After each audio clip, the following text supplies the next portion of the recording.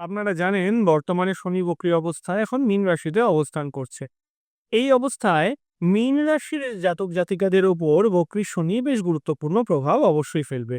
শনি এখন আপনাদের রাশিতে বক্রী অবস্থায় অবস্থান করছে। এর ফলে শনির স্বাভাবিক ফল প্রদানের পদ্ধতিতে কিছু পরিবর্তন আসবে। আসুন জেনে নেওয়া যাক সম্ভাব্য কি কি প্রভাব আপনাদের উপরে পড়তে চলেছে। যদি শনি আপনার জন্মকুণ্ডলিতে শুভ প্রভাব যুক্ত হয়, তাহলে এই সময় আপনি নিজেকে গভীরভাবে মূল্যায়ন করার সুযোগ পাবেন। আপনার ব্যক্তিত্বের দুর্বল দিকগুলো উপলব্ধি করে সেগুলোকে বুস্ট করতে পারবে। এটি আপনাকে নিজের সম্পর্কে আরও স্পষ্ট ধারণা দেবে এবং আত্মোন্নতির পথে পরিচালিত করবে। যদি আগে স্বাস্থ্যের প্রতি উদাসীন থেকে থাকেন, তবে এখন আপনি আপনার স্বাস্থ্যের দিকে আরো বেশি মনোযোগ দেবেন। আপনার দায়িত্ববোধ আরো বাড়বে। জীবনের প্রতি আরো দায়িত্বশীল দৃষ্টিভঙ্গি তৈরি হবে, যা দীর্ঘমেয়াদী সাফল্যের জন্য আপনাকে সাহায্য করবে। কর্মজীবনে যদি কোনো অস্থিরতা থাকে তা দূর হতে পারে এবং আপনার কঠোর পরিশ্রমের ফল দেরিতে হলেও আপনি এখন পেতে পারেন।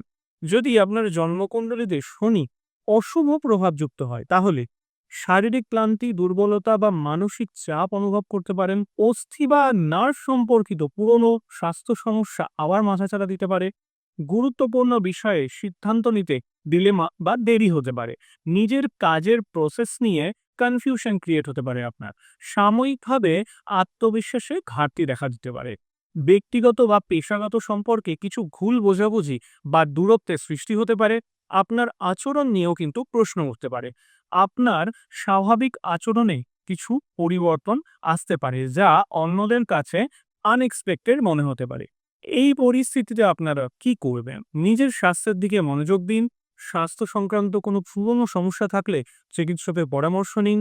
নিজের দুর্বলতাগুলো চিহ্নিত করুন এবং সেগুলোকে ওভারকাম করার চেষ্টা করুন। এটি আপনার পার্সোনালিটিকে আরও স্ট্রং করবে। কোনো রিউমার্স অর্থাৎ গুজবে কান দেবেন না। বিতর্ক থেকে দূরে থাকুন। ভুল বোঝাবুঝি এড়াতে সতর্ক থাকুন এবং ইম্পর্টেন্ট সমস্যার সমাধানে অবশ্যই একজন ভালো অ্যাস্ট্রোলজারের পরামর্শ নিতে কিন্তু ভুলবেন না।